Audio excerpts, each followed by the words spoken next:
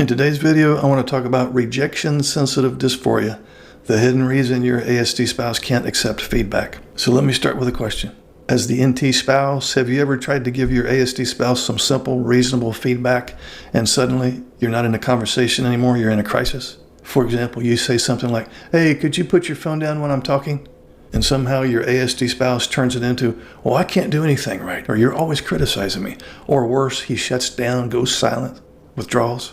And you're left sitting there thinking, what the hell just happened? Because what you said wasn't harsh, it wasn't attacking, it was normal. But what you felt back was intense, disproportionate, almost panicked. So today I want to show you something that once you see it, you won't be able to unsee it. This may not be a communication problem. It may not be stubbornness. It may not even be defensiveness in the way you think. This might be rejection sensitive dysphoria. And if that's what's happening, your ASD spouse isn't reacting to your words, he's reacting to perceived emotional threat at a nervous system level. So what is RSD really?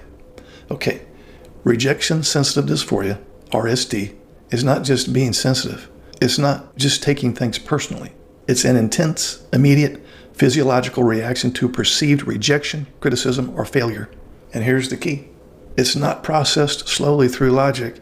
It's processed instantly through the nervous system, which means by the time your ASD spouse hears your tone, your intention, your nuance, his body has already decided this is dangerous, I'm under attack, I'm about to be rejected. And from there, everything escalates. Not because he's choosing to escalate, but because his nervous system has already hit fight, flight, or shutdown. Now let's talk about the hidden misinterpretation. Here's where couples get stuck. The neurotypical partner thinks, I'm just giving helpful feedback. I'm trying to improve the relationship. This is such a small issue. But the autistic nervous system may interpret that same moment as, I'm fundamentally failing. I'm disappointing my NT spouse. I'm not enough. Some level I'm defective or flawed. So what you intended as behavioral feedback lands as character annihilation. And that's not exaggeration. For someone experiencing RSD, it can feel like I'm being emotionally erased right now. So when your ASD spouse reacts strongly, he's not reacting to the content of what you said. He's reacting to the meaning his nervous system assigned to it. Now let's talk about the physiological gap. This is the part almost nobody explains clearly. There is a gap between what you say and what your ASD spouse's nervous system hears. And that gap is physiological, not intentional. So let me break this down simply. When RSD is triggered, the amygdala activates threat detection. The body floods with stress hormones. Heart rate increases. Cognitive processing drops. So what's the result? Your ASD spouse literally loses access to calm reasoning. He can't process nuance. He can't just take feedback normally. So when you, as the NT spouse, say something like, "Hey, can we work on this?" Your ASD spouse's body hears you're failing. You're about to be rejected. And now you're not in a conversation anymore.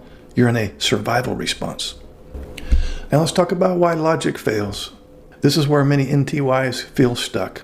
Because your instinct is to explain, I didn't mean it that way, or you're overreacting, or it's not this big of a deal. And I get why you would say that. You're trying to calm things down. But here's the problem. You're speaking to your ASD spouse's thinking brain while he is operating from the survival brain. And those two systems don't communicate well in real time. So your logic as the NT wife actually intensifies the reaction because now his nervous system hears, not only am I failing, but my feelings about it are wrong too. And that deepens the spiral. On that note, let's talk about the emotional spiral. I want to map this spiral so you can recognize it. Feedback is given, nervous system detects threat, emotional pain spikes fast and intense. Meaning becomes global. In other words, I always mess up, I'm not enough. And then there's the reaction, which would be defensiveness, anger, withdrawal, shutdown. And here's the part that hurts relationships the most. The reaction becomes the problem instead of the original issue. So now the two of you are arguing about tone and reaction and defensiveness. And what happened to the actual issue? It's gone. Now let's talk about the reframe that changes everything. Here's the shift I want you to make. As the NT spouse, stop asking, why are you overreacting? And start asking, what did his nervous system just protect him from? Because from your ASD spouse's internal experience, This isn't overreaction. This is protection from emotional pain that feels unbearable. And when you see it that way, your role changes. You stop trying to correct the reaction and start learning how to prevent the trigger. Now let's look at some communication scripts that actually work. We're going to get very practical here. These are not generic communication tips. These are neurodiversity-informed scripts designed to bypass RSD triggers. Script shift number 1, lead with safety before feedback. Instead of, can I give you some feedback? Try, you know what? I'm on your team right now, and this is something that we can solve together. Why does this work? Because it signals connection before correction. Script shift number 2, separate identity from behavior. Instead of, well, you didn't listen to me earlier. Try, I know you care about me, and I felt a little disconnected earlier when I was talking. Why does that work? It protects your ASD spouse's sense of self. Script shift number 3, lower the threat level immediately. Instead of, this keeps happening. Try, this is small, but it matters to me, and I want to stay connected while we talk about it. Why does that work? It prevents catastrophic interpretation by your ASD spouse. Script shift number 4, use regulation language. Instead of, why are you getting so upset? Try, I think this might be landing heavier than I meant. Can we slow this down together? Why does that work? Because it addresses his nervous system, not just behavior. Script shift number 5, give an exit ramp. Instead of, we need to talk about this right now. Try, we don't have to solve this right now. We can come back when it feels easier for you. Why does that work? Because it reduces pressure and threat. Now let's talk about what this looks like in real life. Imagine the difference. Here's the old pattern.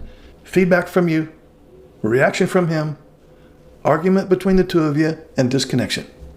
Here's the new pattern. Safety, gentle feedback, regulation, problem solving, connection. Same issue, completely different outcome. Now to the NT wives. If your ASD husband struggles with feedback, it doesn't mean that he doesn't care. It doesn't mean he's unwilling to grow. And it definitely doesn't mean you have to go around walking on eggshells forever. But it does mean there is a physiological gap that needs to be understood. And once you learn how to bridge it, you stop triggering survival responses in your ASD spouse and start creating moments of safety, repair, and real connection. And that's where change actually begins. If this resonates, please like, subscribe, and comment. I read and respond to all comments, and I will see you in the next video. Would you like to schedule a paid private coaching session? This will be in the form of a face-to-face Zoom call. Underneath any of my videos, you'll see this Calendly link. If you click on that link, it'll open up my calendar. You can pick the available days and times that works for your schedule. You'll get a follow-up email immediately after purchasing a session that will have the Zoom link that coincides with the day and time that you picked. I will get an email too that you scheduled a session, and I will be available on that exact day and time, and we will talk. I look forward to working with you. Hey guys, this is Mark. Some of you may not know that I have a lot of books on Amazon. So if you like my videos, you'll like my books. I have several for ASD spouses, for NT spouses, and for the neurodiverse couple. Underneath any of my videos, you'll see this link. Feel free to click on that link and see what's available. I'm sure you'll find something that applies to you. So if you're struggling in your neurodiverse marriage, help is available, one click away.